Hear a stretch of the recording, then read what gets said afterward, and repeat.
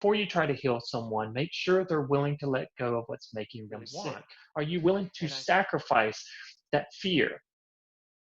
You become addicted to those thought patterns because you become reliant and dependent on the results that they produce. And we're going to lay a foundation of understanding of the mind and how the mind actually works.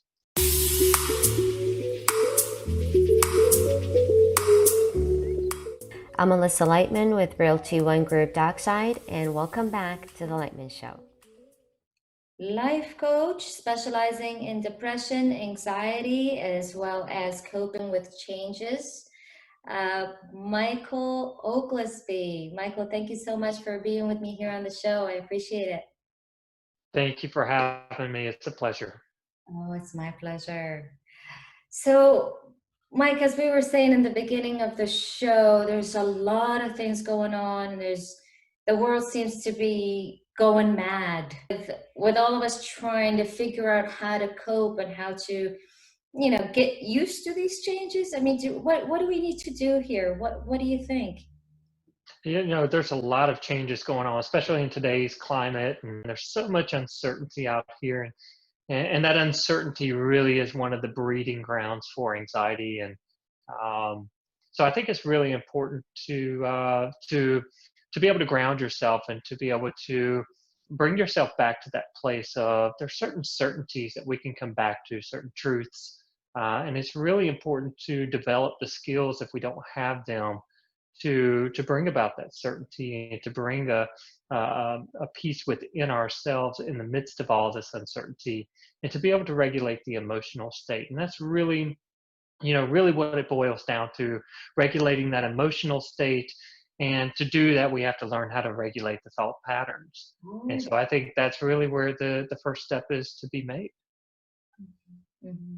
So for us real estate agents, dealing with, all the stress with, all kinds of things that could happen through a transaction, and then add to it what's going on with the refinancing and all the financial institutions being so backed up and so busy that everything is getting delayed or even not happening at all.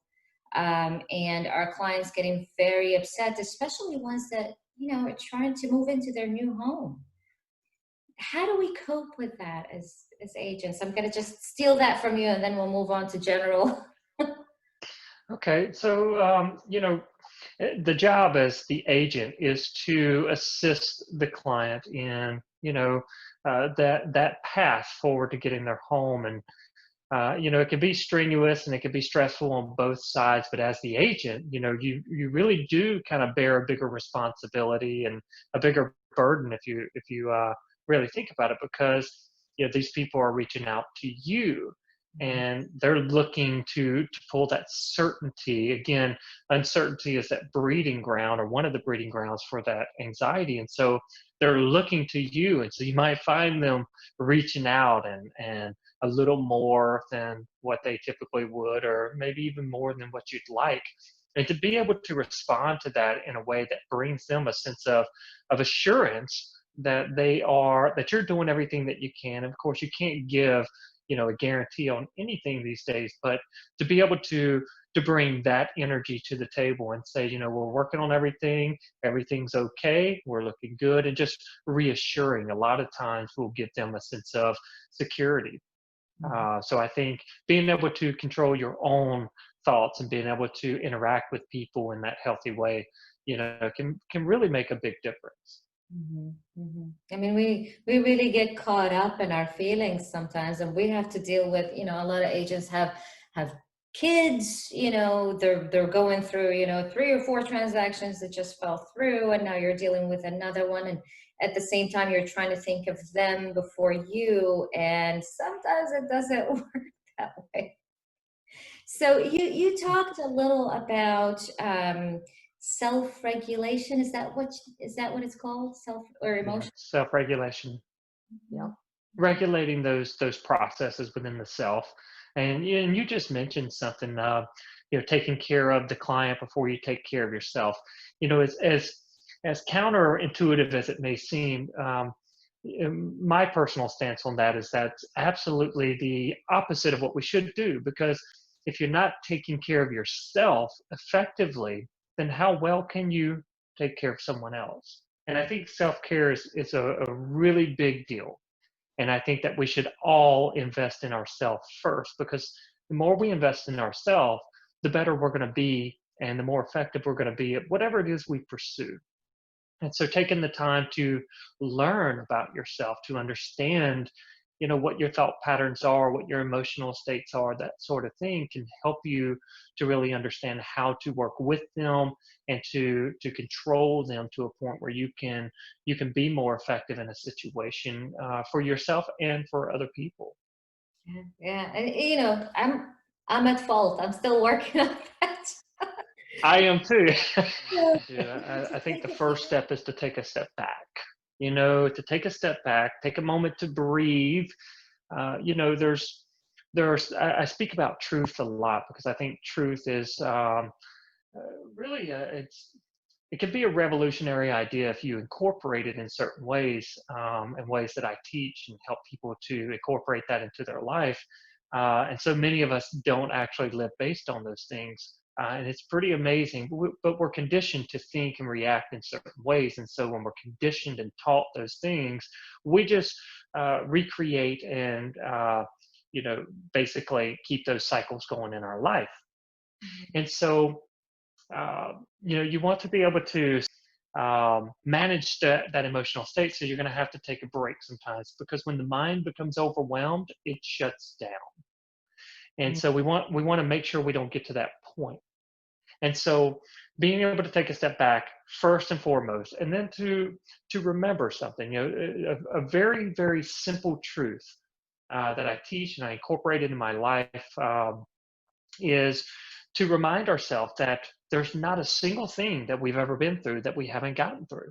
And though we may be facing a mountain and it may seem insurmountable, the fact is, and the truth is, some way, somehow, we will figure out how to get through or over that mountain. And we may not know at this moment, but that's okay. And that's really where people get really out of sorts, is they don't know how things are going to happen.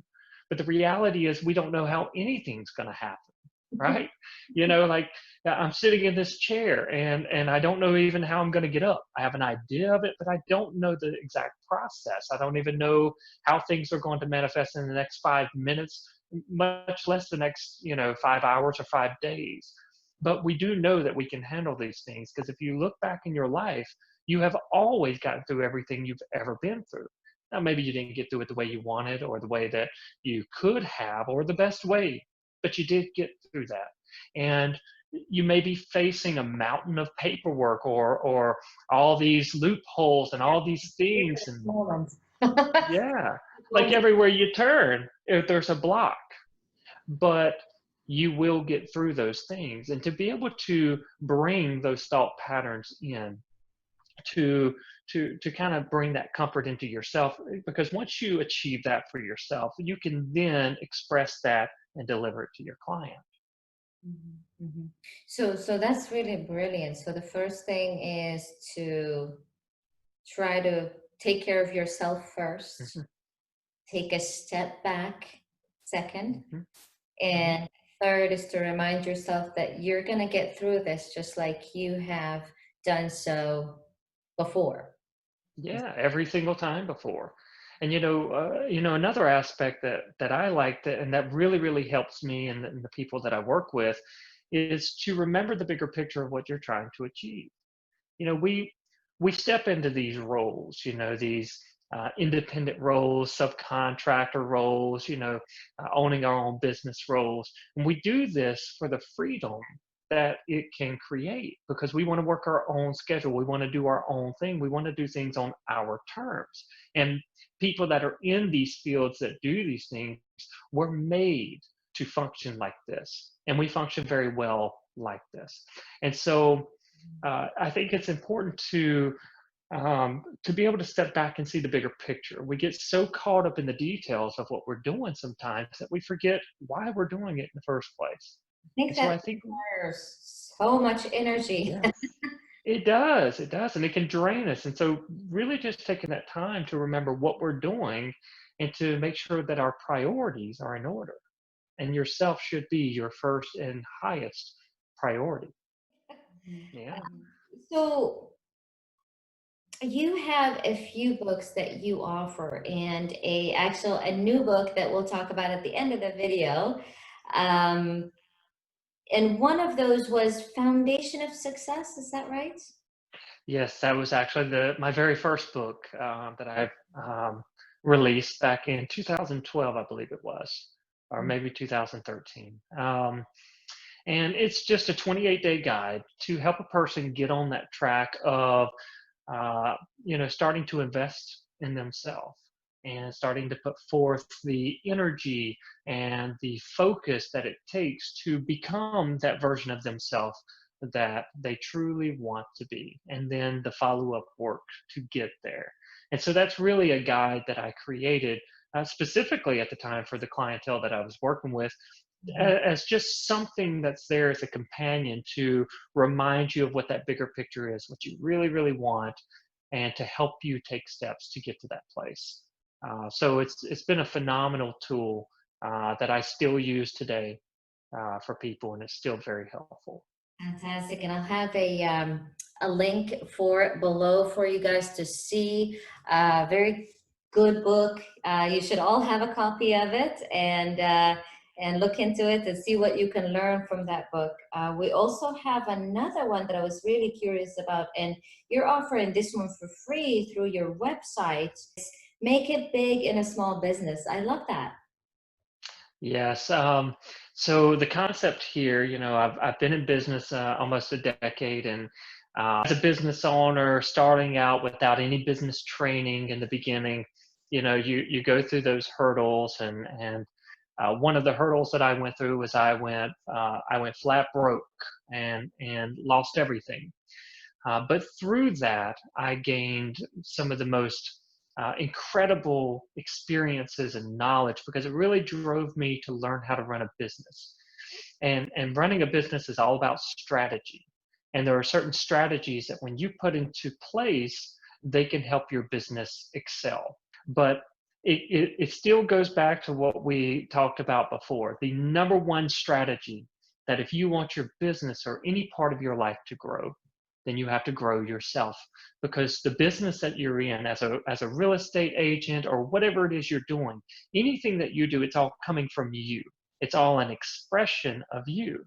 And so I often tell people, if you want different results in your life, you have to become a different version of yourself, the version of yourself that produces those specific results. If you want more in your life or more out of your life, you have to become more in your life. Yeah. And so it really does go back to that self growth and taking care of the self.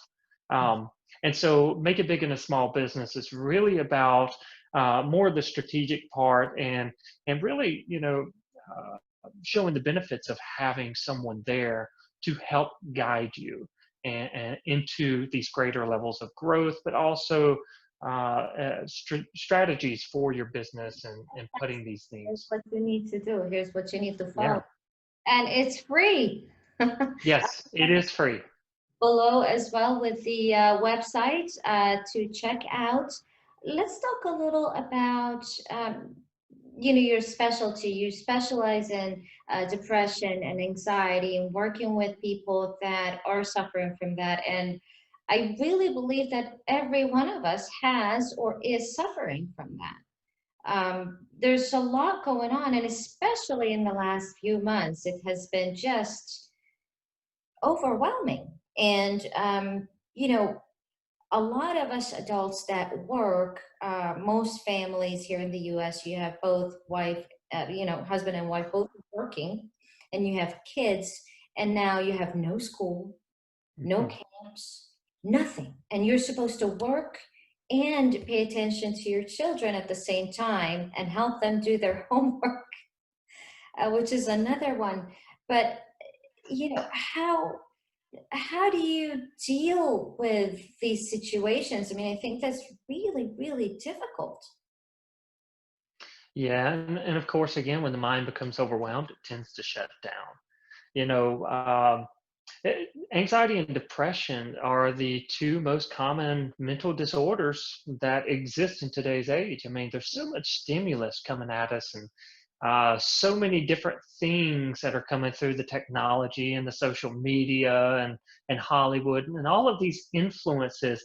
And I mean, you turn your news on. I mean, and if you're not careful, it's easy to become scared or anxious because there's so much negative stuff put out there, and so many Out there influences. too, because you go on, Yeah, everyone's got an opinion, right? And now, they're yeah. almost kind of forcing you to make one too, in a way. Hmm.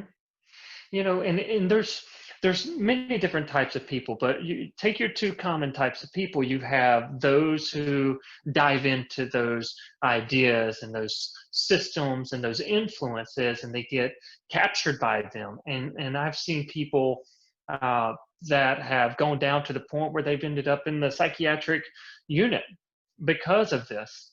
And then you have some of those people who who are excelling during these times.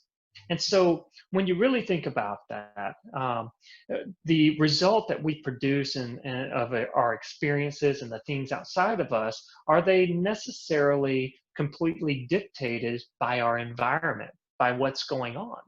Well, if they were, then everybody would be producing these same results, right? I mean, some people are doing, poorly through this, and some people are just excelling and doing very well. So what's the difference between these two types of people? Well, the people that are excelling through this, they tend to have more control over their thought patterns and their emotional state. They're able to regulate themselves more effectively. And this is something that it's not something we're born with, it's something that we learn.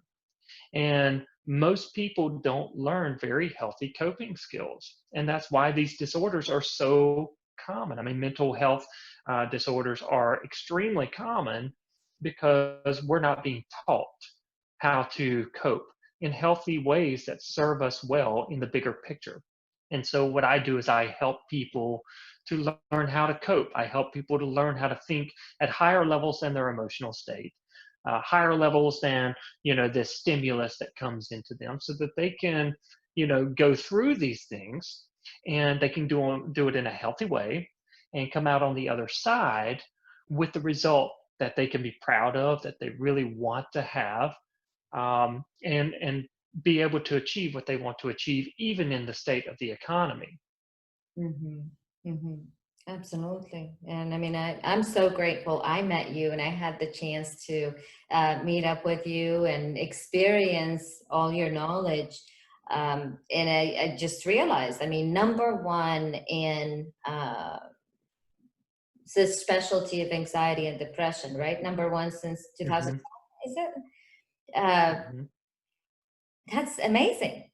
That's absolutely amazing. I can't believe, that you even have the time to be here today. Very grateful. And what do you think, with all this going on, what do you think that is most pressing in your view that you want to share with us today before we start talking about the great book coming up? Well, I think really it all goes back to being able to take time and learn how to self-regulate. I mean, if you can self-regulate, you can achieve anything.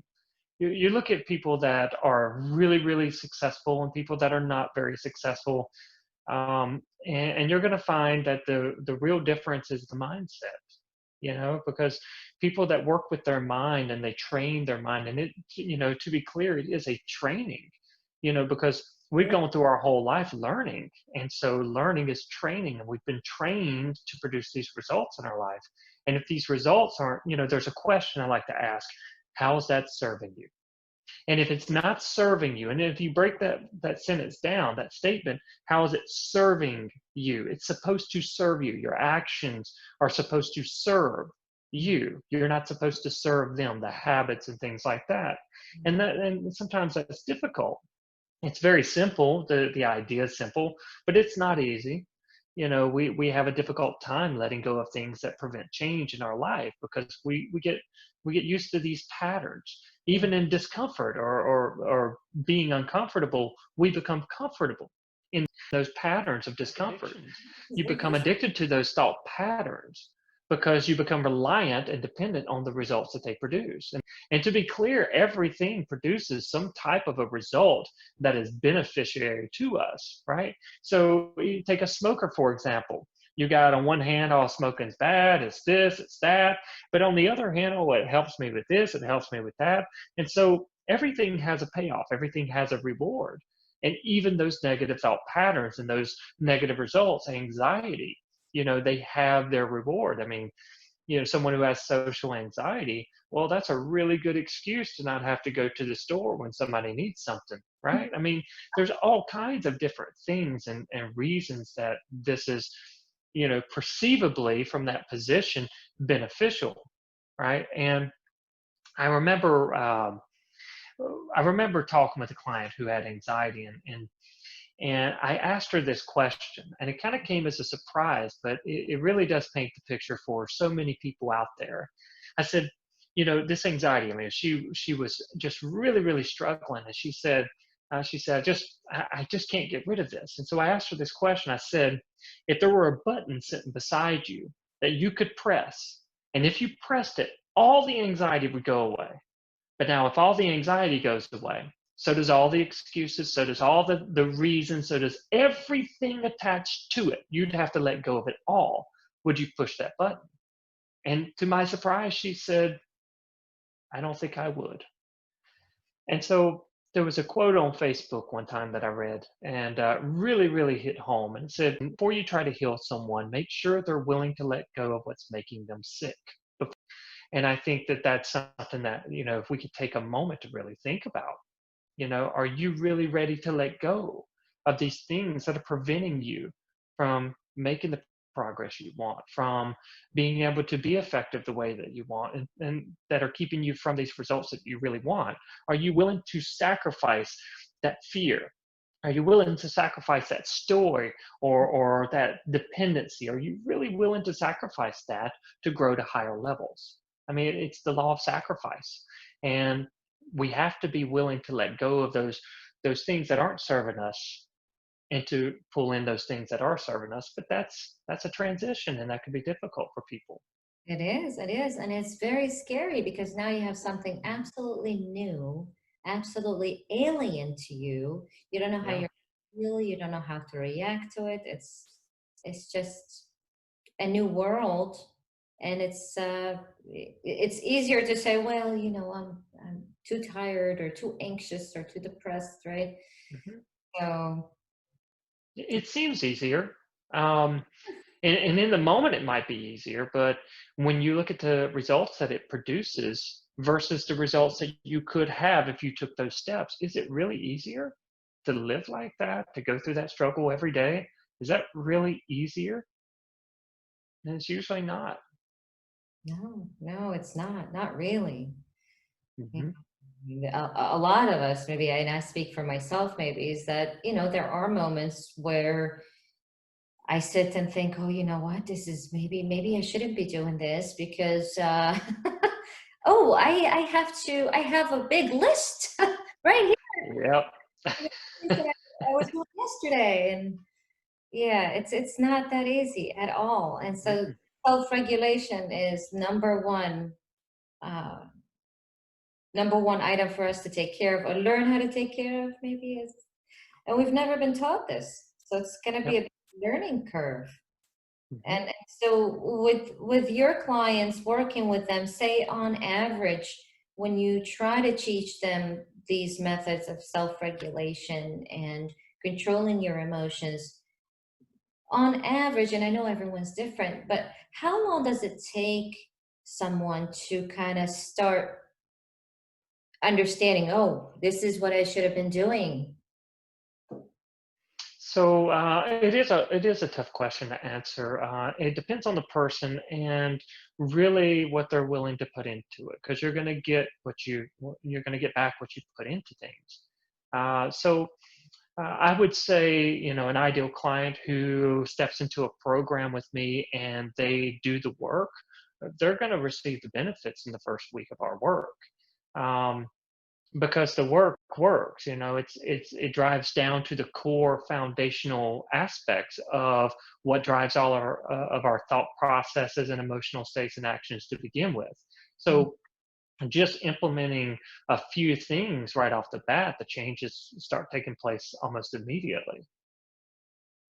That's so wonderful. It's at the same time so unbelievable, but I believe it now because I've witnessed it Hmm. firsthand. So, Michael, thank you so much for all the information you've given us. Let's talk about your book coming out. Oh, yes, fight back in these cycles of anxiety and depression. Um, so I've been working on this book since April of 2017, and this is a compilation of the systems, the structures, the tools, and techniques that I teach people, and how I help most all my clients. Um, and though this book is specific towards anxiety and depression, these tools and techniques and philosophies can be used for just about anything, which is really cool. So I'm able to use the system for just about any client that I work with. But this book lays out first and foremost the understanding of the mind. Okay, so if we're going to change the mind and we're going to create some new platform or some new paradigm, belief systems, foundational settings, that sort of thing in the subconscious mind, then we must understand how the subconscious mind works. Okay, and I think this is where a lot of people fall just a little short in their journeys to trying to heal themselves and make that change in their life. If you're going to work with a system, you need to understand how the system works. Okay, and that system would be the mind, right? And not just the conscious mind, which is a very small percentage, 5 to 10%, but the subconscious mind, because this is where your thought patterns are coming from, your belief systems, how you relate to things, how you associate things, how you identify things. And how you identify anything is going to determine how you experience that thing. And so, really understanding these processes that take place within the conscious and the subconscious mind, that's going to give you the edge to be able to understand how to work with it. Okay, so we want to be able to step into a system knowing how that system functions and works, So you because really we can't change it. I into think it. that the key that I look at is empowerment, and empowerment comes through knowledge, and knowledge about the self becomes self empowerment. So I want to teach people about themselves. Okay, first and foremost, we're going to lay a foundation of understanding of the mind and how the mind actually works. Then I start introducing in the part two the philosophies and the understandings of these things in life that we're not taught. And so, we're just taught these different things as we grow up in our environments, but we never question them. We never break them down to see, what do I believe? What is real? What is not real? What's right? What's wrong? I mean, what's really, really going on? We rarely ever stop to think about these things. We just react. Thank you so much, Mark, for being with us. I really appreciate Thank you. your time. This has been great. Thank you so much.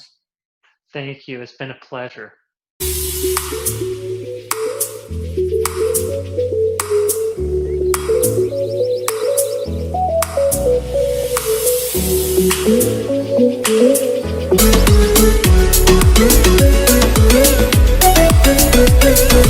Comment below with any questions you may have and share with your friends and family.